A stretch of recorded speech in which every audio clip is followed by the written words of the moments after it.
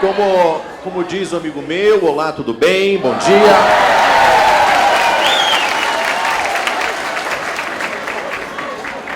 Quero comunicar que, lamentavelmente, esse nosso evento aqui não está sendo transmitido ao vivo pelo Conversa Fiada, porque, na minha ausência, eu lá não mando nada, eu sou um trabalhador assalariado.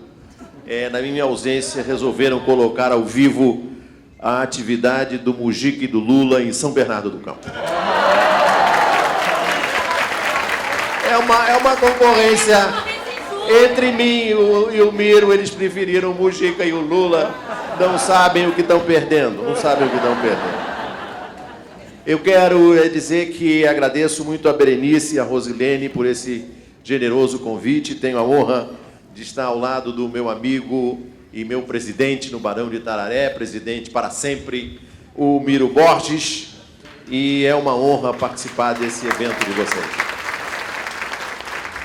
Quero dizer também que, em homenagem ao grande governador do Distrito Federal, eu vou sair daqui e, no caminho para o aeroporto, passar naquele lugar que será, inevitavelmente, o local do Memorial João Goulart.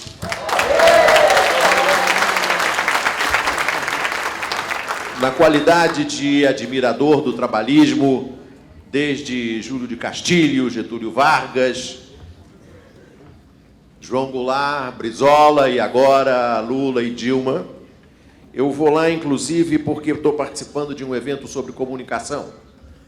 E talvez seja importante observar que o presidente João Goulart apôs 40 vetos no projeto de lei que até hoje regula a comunicação no Brasil. Foi um projeto de lei que veio do Congresso Nacional, dominado por uma bancada de coronéis eletrônicos, na época liderados pelo deputado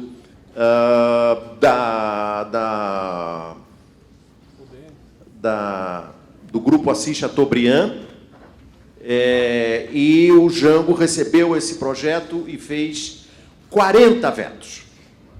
Um trabalho exemplar do professor Vinícius Lima, aqui da Universidade de Brasília, mostrou que a redação dos 40 vetos que o Jango apôs a esse projeto é, em si mesmo, em si próprio, uma lei de comunicação de massa, que nós nunca aproveitamos, porque esses vetos teriam sido perdidos não fosse o trabalho do professor Vinícius Lima.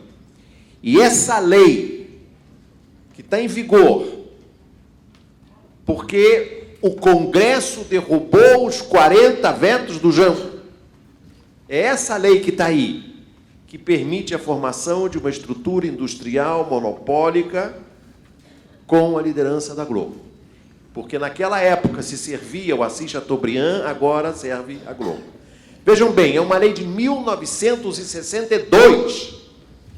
Havia 1 milhão de espectadores de televisão no Brasil. Havia mais televizinhos do que donos de aparelho de televisão, como diz o Franklin Martin. Era em preto e branco, não tinha rede nacional, não tinha internet. E essa lei que está aí é a lei da selva, porque ela não regula nada, ela não protege nada. Portanto, ela beneficia o mais forte. Na selva não tem lei, logo ganha o leão. E o leão é a Globo.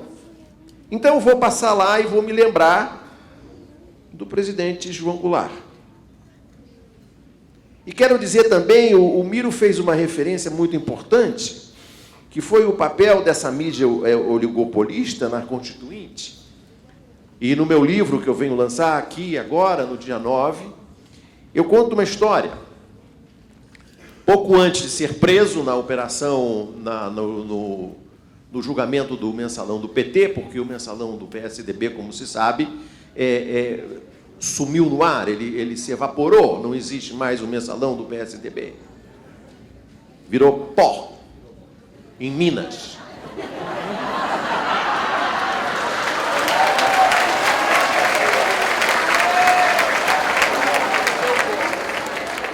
Pouco antes da prisão, eu fui visitar o grande constituinte José Genuíno, que foi um dos mais competentes deputados constituintes no trabalho da Constituição Cidadã de 1988, que o Miro mencionou.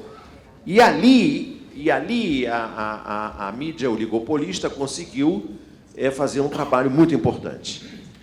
O Genuíno me contou que a Constituinte conseguiu enfrentar os 3 maiores grupos de pressão que havia naquele momento no Brasil. Teve que enfrentar os 3 maiores grupos de pressão que havia no Brasil naquele momento. O agronegócio, os militares e a mídia. O agronegócio cedeu.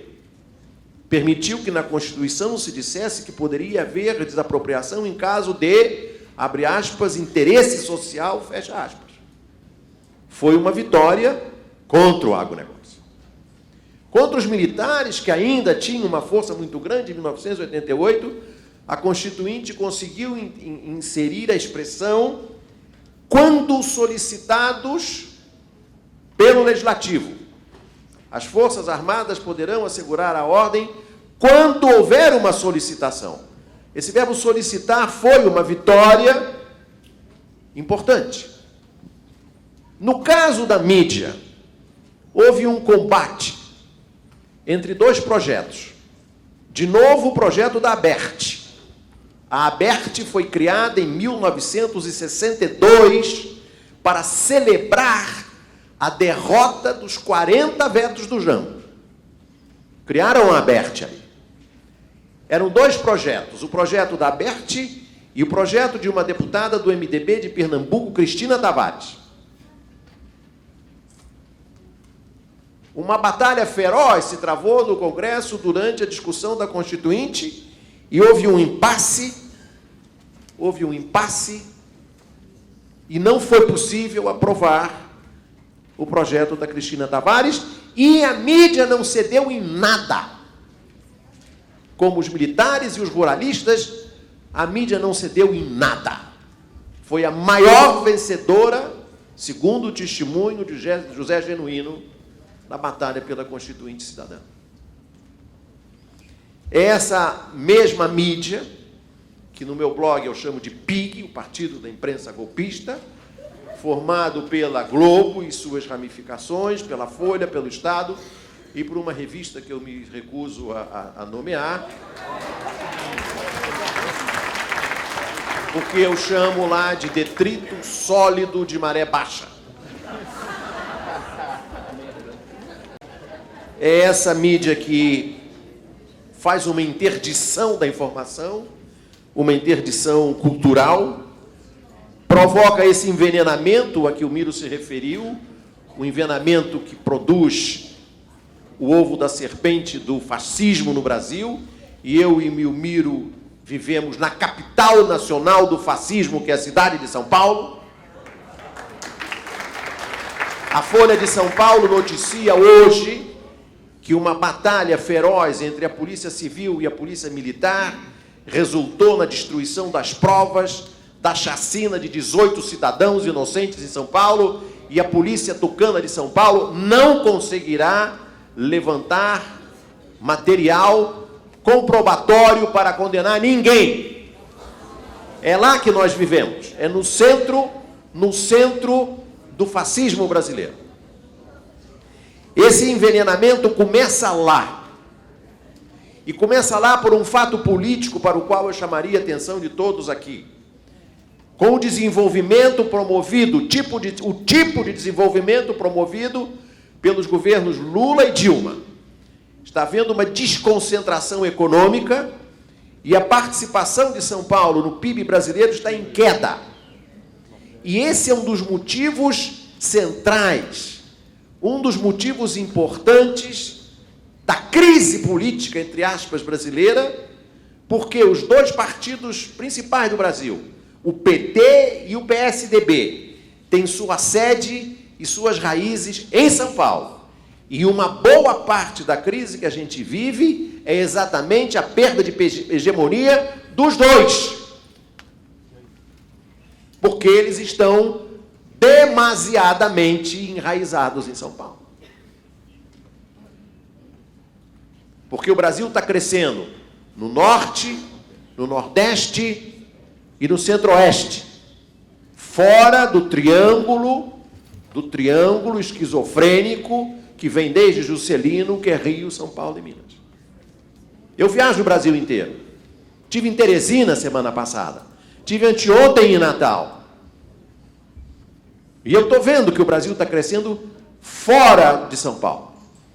E esse é um problema que tem a ver com o nazifascismo que floresce em São Paulo, que persegue o Alexandre Padilha, persegue o Manteiga num hospital e perseguiu a mim no restaurante em Higienópolis. Essa interdição da informação que permite esse moralismo seletivo a que se referiu o Miro. Não tratam do Aécio. Não tratam do Aécio. Aécio só é personagem na Lava Jato nos blogs sujos. Ele não entra. O Aécio é personagem na Reuters, é personagem no Clarim de Buenos Aires, onde na manchete aparece candidato presuntivo da oposição recebe coimas. É propina, está lá. Primeira página do Clarim, principal jornal argentino. Coimas. Aqui não tem.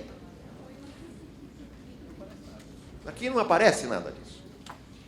E a outra coisa que o Miro mencionou e sobre a qual eu quero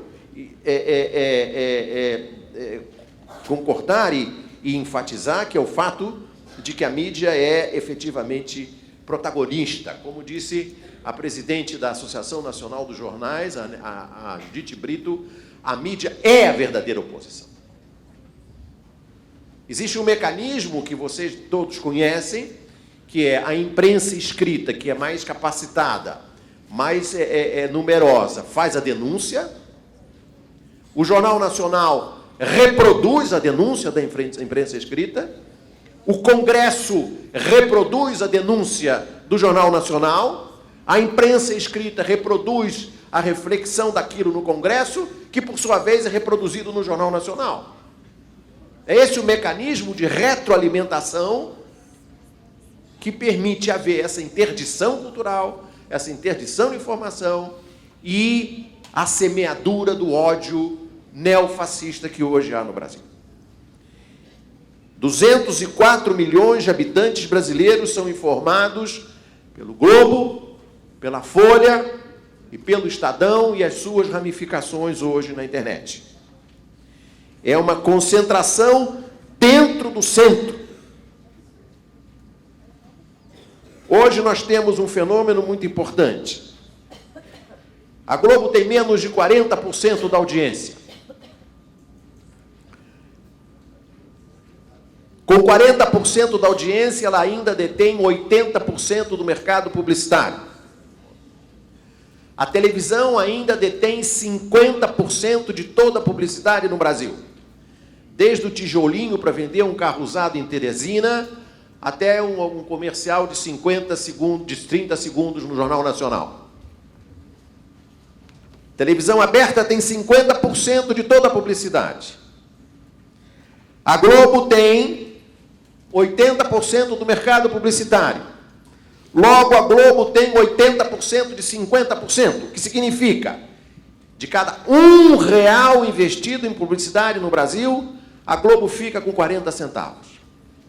O que é inacreditável, inaceitável, é antidemocrático. Isso não existe em nenhuma democracia do mundo. Eu não estou me referindo àquelas democracias mencionadas pelo Miro, onde há uma lei para regular a mídia. Porque a nossa é de 1962. Eu estou me referindo a democracias novas. Estou me referindo a Argentina, ao Uruguai, ao Equador, a Portugal, a Espanha, ao México. Países que são democracias há muito pouco tempo, não têm uma concentração como essa. De uma única empresa, que não tem sequer cotação na Bolsa. A gente não pode controlar nem as ações da Globo do ponto de vista mercantil.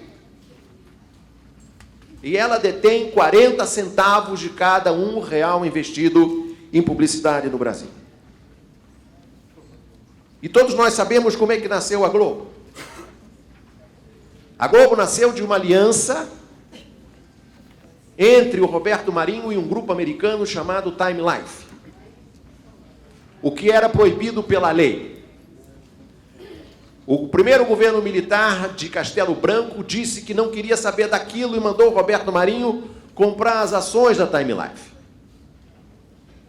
Esse problema foi herdado pelo general subsequente, Costa e Silva, que chamou o ministro da Fazenda, Delfim Neto, e disse: manda o Roberto Marinho comprar as ações da Time Life, porque eu não quero americano aqui na televisão brasileira.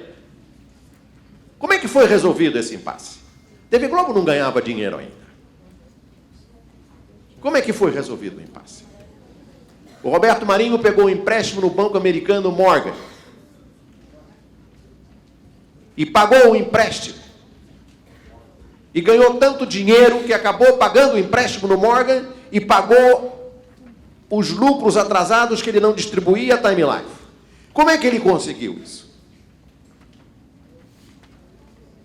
Ele fez um empréstimo dando em garantia uma receita que ele já sabia que ia ter. Era a receita da publicidade do governo federal militar, que fazia anúncios, publicidade no Jornal Nacional, do Banco do Brasil, da Caixa Econômica, da Petrobras, da Eletrobras, e pagava a preço de tabela. Foi assim que o Roberto Marinho ficou dono da Globo e não o grupo Time Life. E é mais ou menos o que a Dilma faz hoje.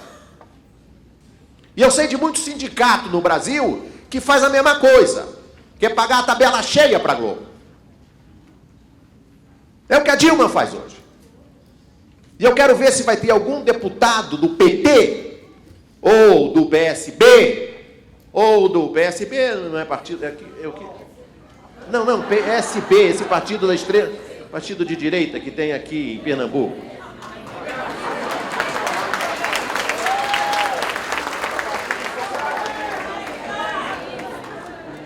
Se vai ter algum deputado que vai fazer uma CPI para perguntar se o governo paga a tabela cheia para a Globo e recebe a audiência que a Globo diz que tem. Era uma pergunta boa para se fazer. Porque a Globo não tem mais aquela audiência que tinha. Não tem mais. Eu quero ver qual é a audiência que a Secom compra e qual é a audiência que a Globo entrega. Essa era uma questão que o pessoal da Lava Jato podia perguntar.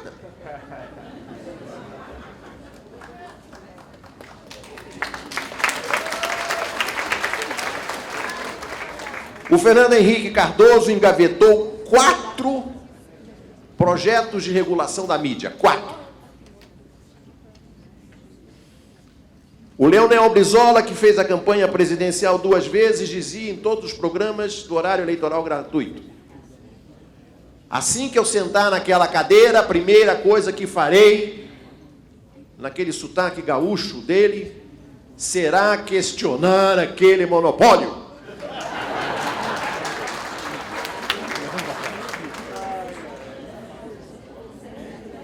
A primeira coisa que o Lula fez depois de eleito em 2002 foi sentar na cadeira daquele monopólio. Primeira coisa que o Lula fez foi ancorar o Jornal Nacional na companhia da Fátima Bernardes, que agora vende presunto, vende salsicha.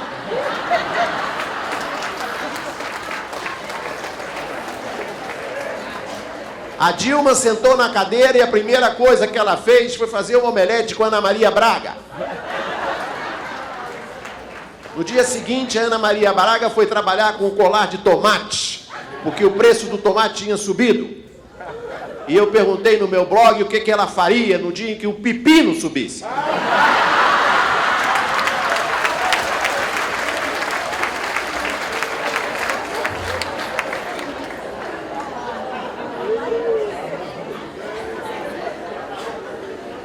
Aos 45 minutos do segundo tempo do segundo mandato, aos 45 minutos do segundo tempo do segundo mandato, o presidente Lula pediu ao Franklin para fazer uma lei de médios.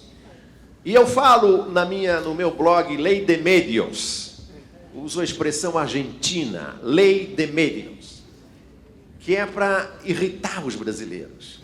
Mostrar como nós somos um país seco de merda. Que nós não temos coragem para nada. A Argentina fez uma lei de meios. A Cristina Kirchner convocou a academia e os sindicatos para produzir um projeto de lei. Levou esse projeto de lei para o Congresso, aprovou no Congresso. O Clarim, que é a Globo de lá, questionou alguns artigos desse projeto no Supremo e ela ganhou no Supremo. E outro dia eu disse para o ministro da Comunicação, da presidenta Dilma, pega um avião de manhãzinha, assim, às 7 horas da manhã, vai a Buenos Aires. É pertinho, são 3 horas e meia de voo. Visita a TV pública da Argentina. Sabe o que a Cristina fez? Entre outras coisas. Fez um acordo com o Grandona, a gente pode chamar agora, pode chamar ele de ladrão, porque ele está morto, senão ele estava preso na Suíça. Fez um acordo com o Grandona e comprou o Brasileirão da Argentina. E passa na TV pública. Sabe a que horas? Às 8 horas da noite. Para o trabalhador poder assistir. Porque, como diz o Alex, aqui no Brasil, eles entram em campo depois que o mocinho beija a mocinha na novela da Globo. Podia dizer que agora a mocinha beija a mocinha na novela da Globo. E o rapazinho beija o rapazinho na novela da Globo.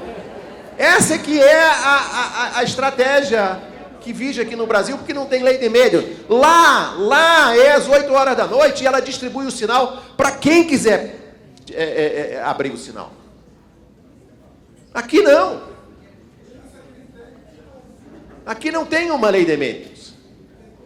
O Lula mandou fazer uma lei de médios aos 45 do segundo tempo, não divulgou. É secreta. Foi divulgada por um furo de um site. É secreta.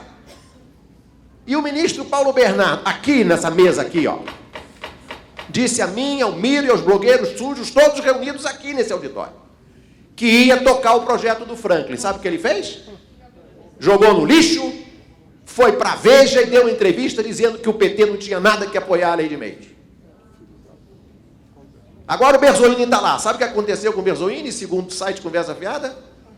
Foi bernardizado. Foi bernardizado, Vai ficar careca, já. Careca e barrigudo, que nem o Paulo Bernardo. Espero que tenha uma mulher tão bonita quanto o Paulo.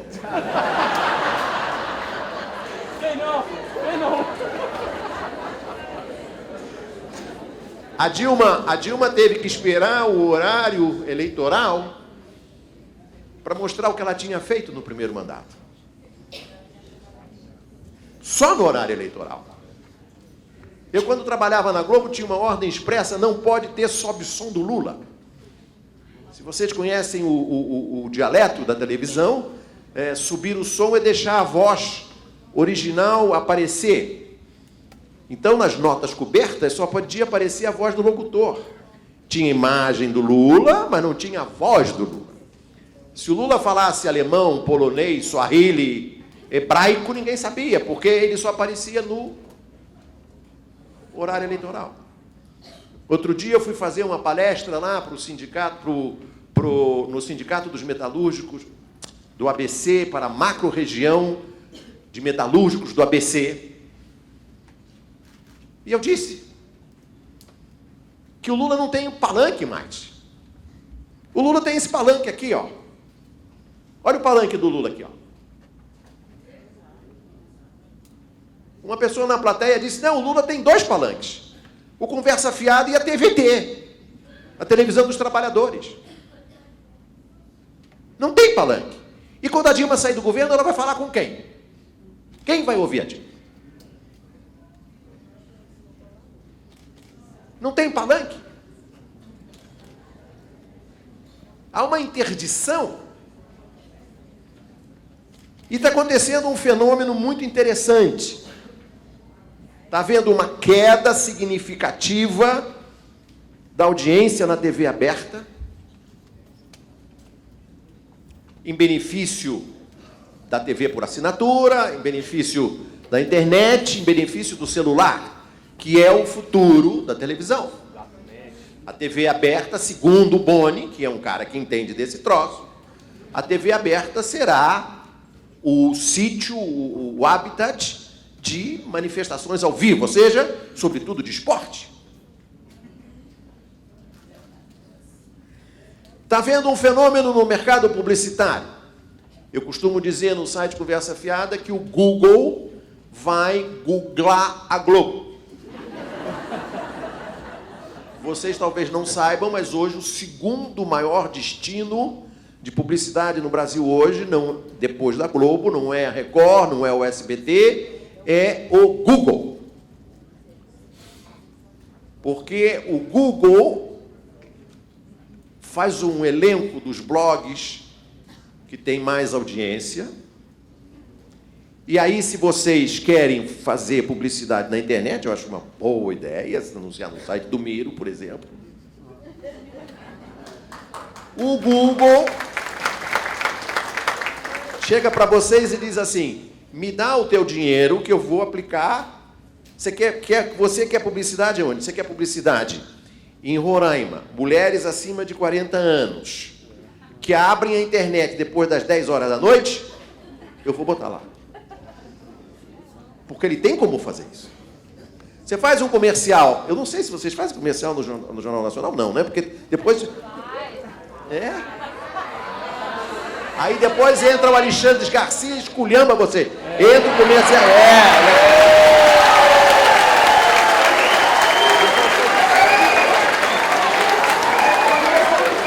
É isso, é bom, mas é filme de sacanagem, é filme de... Filme pornô, é filme pornô, Faz publicidade no Mal Dia Brasil, aí depois que sai o comercial, o Alexandre Garcia vai lá e enche vocês de porrada. O Alexandre Garcia, no meu site, eu chamo ele de Alexandre Maluf Garcia. Eu conto no meu site que ele ia ser o ministro das comunicações do governo Maluf. Uma vez eu era da TV Manchete, foi uma equipe do Maluf, a Manchete. O Adolfo Bloch nos reuniu numa sala, eu conto do livro isso, Miro.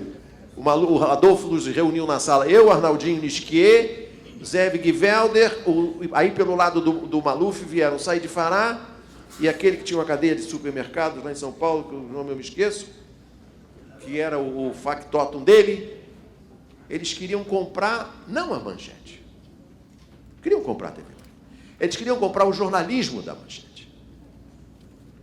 Assumir o jornalismo. Eu era o diretor de jornalismo da Manchete, eles iam me comprar. Aí, mas qual é a ideia? O Adolfo perguntou, mas como é que funciona? Não. Você manda na emissora e eu mando, a gente manda nos jornais. E aí, mas quem é que vai? Não, a gente deixa isso tudo com o Alexandre. Essa parte aí deixa que o Alexandre cuida pra gente. É o Alexandre Garcia. É o Alexandre Garcia. Que posou na Playboy também. Então, o Google te dá essa precisão. Você põe um anúncio no Bom Dia Brasil, no Jornal Nacional, você não sabe quem é que viu. Que aquilo é um foguete que dispara, você não sabe onde saiu, onde caiu. O Google não, o Google te diz exatamente o que você quer. E é por isso que o Google vai googlar a Globo. E já está googlando a Globo. Tem uma outra circunstância para a qual eu chamo a atenção de vocês, muito importante, que é a questão do 4G da telefonia. Não sei se vocês sabem, mas para passar na estrada 4G, você tem que passar pela frequência das TVs abertas e as telefônicas têm que ocupar essa frequência para poder depois ir para o 5G e poder entregar o produto telefônico de forma a poder enfrentar o WhatsApp. Porque o WhatsApp vai quebrar esse telefone. Assim como o celular quebrou o telefone fixo. A única pessoa que eu conheço do mundo que usa telefone fixo é o Milo Carter.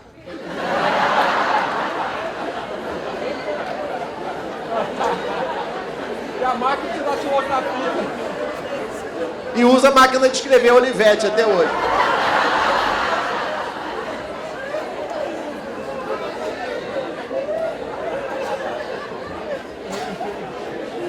Ele não quer saber de celular, de computador, nada. Bom, então, para enfrentar o WhatsApp, a telefônica tem que usar o 4G. Aí o governo vai vender, está vendendo a frequência 4G para as telefônicas. Para que as telefônicas operem na faixa 4G, a TV aberta vai ter que sair de lá. E vai funcionar só a TV digital. E por que o filho do Roberto Marinho, no meu site eu digo que os filhos do Roberto Marinho não têm nome próprio. De fato, eles não têm nome próprio. Por que os filhos do Roberto Marinho... É uma gentileza, porque eles não têm, na verdade, identidade. Eles são os filhos do Roberto Marinho.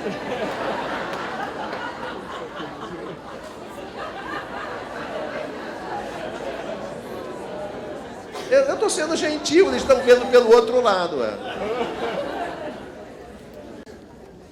Quantos brasileiros têm TV digital? E se acabar o sinal analógico, em quanto vai cair a audiência da Globo? É por isso que os filhos do Roberto Marinho estão nervosos. Não sabem para onde olham. Estão na mão da Dilma, estão na mão do Berzoini.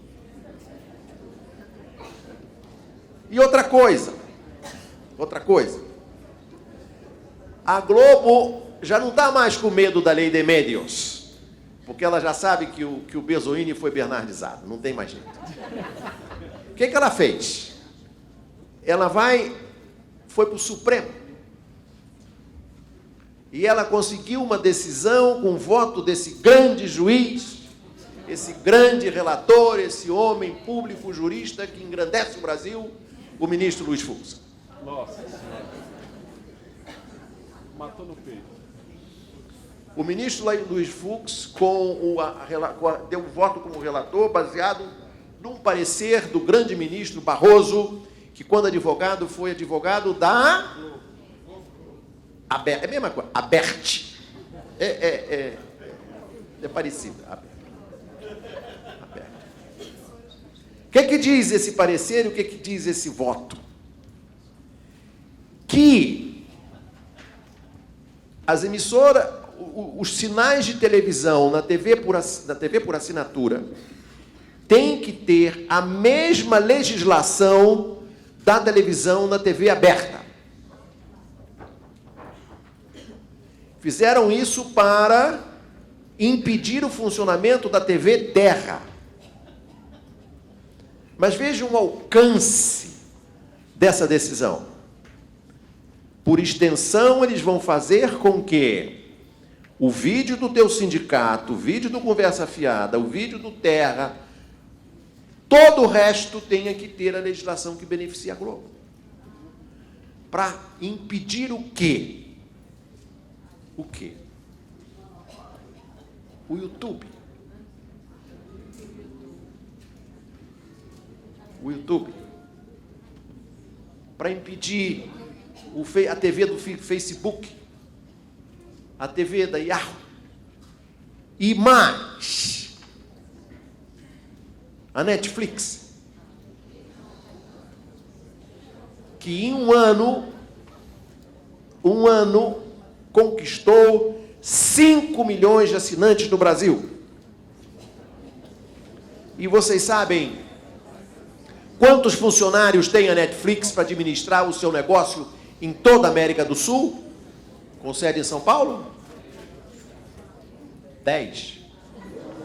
Que é o número de maquiadores do William Bonner.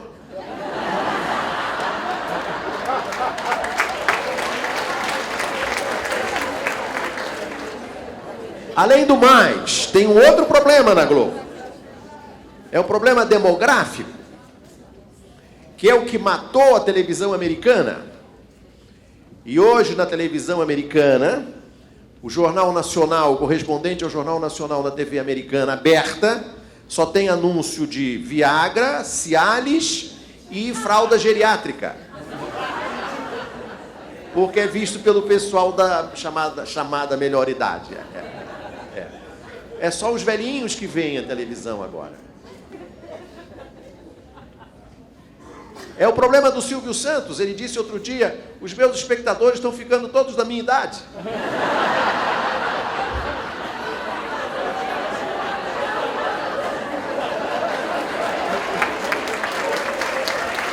É o problema das novelas. É o problema das novelas.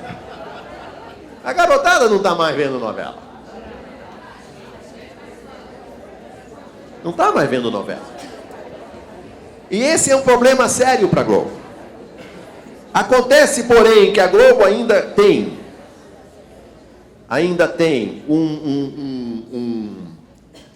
um tempo de vida significativo, porque ela se beneficia não só da mídia oficial, que é um dos maiores anunciantes do Brasil, mas também de um mecanismo sinistro chamado bônus por volume.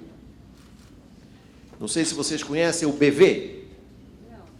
O BV, nos Estados Unidos, na Inglaterra, é chamado de propina. Aqui, o brasileiro conseguiu transformar numa lei aprovada no Congresso, o BV. Não, é que somos especiais. O BV significa o seguinte: quanto maior o volume de publicidade que uma agência de publicidade fizer na Globo, maior será o prêmio da agência, o bônus. Então a agência chega para a Globo em janeiro e diz assim: até o dia 31 de dezembro eu vou anunciar X em você. E o volume que garantiria 10 merréis, se você fizer isso em grandes quantidades, e a partir de janeiro o seu volume, o seu bônus, em vez de 10, será de 30. Só que a Globo paga em janeiro. E você fica obrigado a fazer publicidade até 31 de dezembro. É ou não é uma forma de subornar a mídia? E quem se submete a isso também? A chamada mídia técnica do governo federal. Aqui atrás. Eles fazem isso. E o resultado dessa hegemonia que o PT não soube enfrentar, essa hegemonia que, como disse muito bem o Miro, se inscreveu na Constituição brasileira e, com o apoio do Barão de Itararé, e apoio do Patá, e apoio do PSOL, o professor emérito da Faculdade de Direito de São Paulo, o professor Fábio Conde Comparato, num evento do Barão de Itararé, anunciou e cumpriu que ia entrar no Supremo, como entrou, com uma DIN por omissão. Ação direta de inconstitucionalidade por omissão. Para o Supremo condenar o Congresso por não regulamentar os artigos da Constituição que tratam da comunicação. Seria uma punição apenas política. Seria uma sanção moral. A Procuradoria-Geral da República deu parecer a favor. E o processo está na mesa da grande jurista, de que nos honra também a ministra Rosa Weber. Está lá. Esperando. Há 5 anos.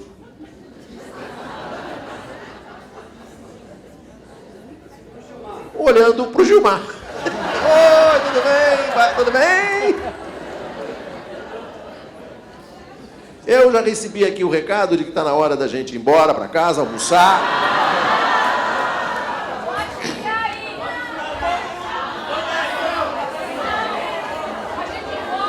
E eu quero fazer mais um comercial do meu livro. Tem um capítulo que é a última conversa que eu tive com o Armando Nogueira, na véspera dele ser demitido do cargo de editor de jornalismo da Rede Globo. Ele foi demitido numa operação conjunta para colocar no lugar dele uma pessoa de confiança do então recém-eleito presidente Fernando Collor. Essa pessoa de confiança era um assim chamado jornalista Alberico de Souza Cruz, responsável pela famosa edição do debate do Lula com Collor, em que ele seguiu as instruções do Dr. Roberto para colocar tudo de bom do Collor e tudo de ruim do Lula. E assim foi feito. Mas nesse capítulo do meu livro, o Armando me contou que ele tinha 3 instruções básicas do Roberto Marinho, que, segundo o Armando, valeriam epígrafes de livro. Disse o Roberto Marinho como instrução número 1 para o Armando Nogueira, seu diretor de jornalismo: não quero negro nem desdentado no Jornal Nacional.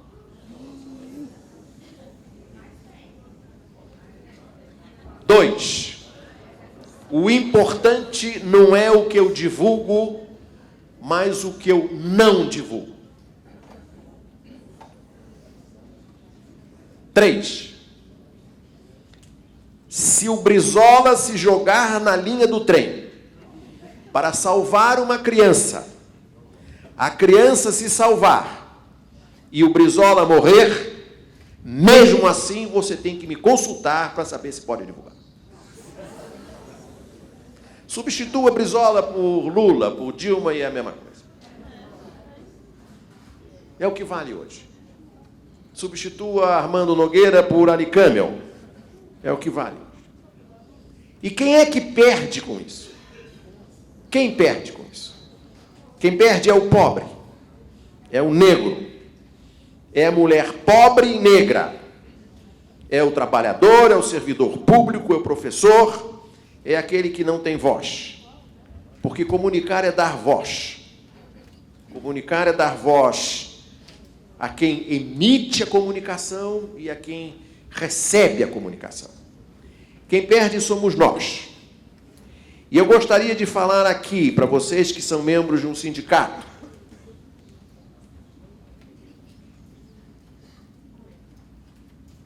Eu não concordo com todas as ideias dele, mas o Marcelo Freixo, outro dia, deu uma declaração no Rio que eu considero muito apropriada. Ele disse que o PT tirou a direita do armário. No sentido, não naquele sentido que vocês estão pensando, no sentido político. O PT tirou a direita do armário. E eu gostaria de dizer a vocês que eu gostaria também que o movimento sindical brasileiro saísse do armário.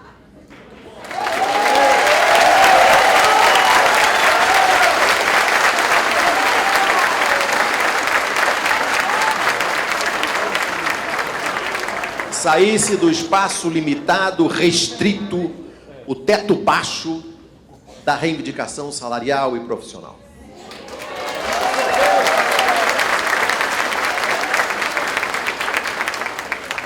Combatesse essa despolitização que o Miro muito bem apontou. E voltasse para as suas origens, porque sindicalizado é trabalhador.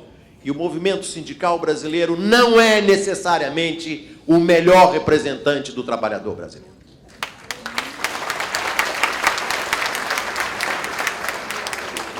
Porque se fosse, o Brasil teria uma lei de medios. Muito obrigado.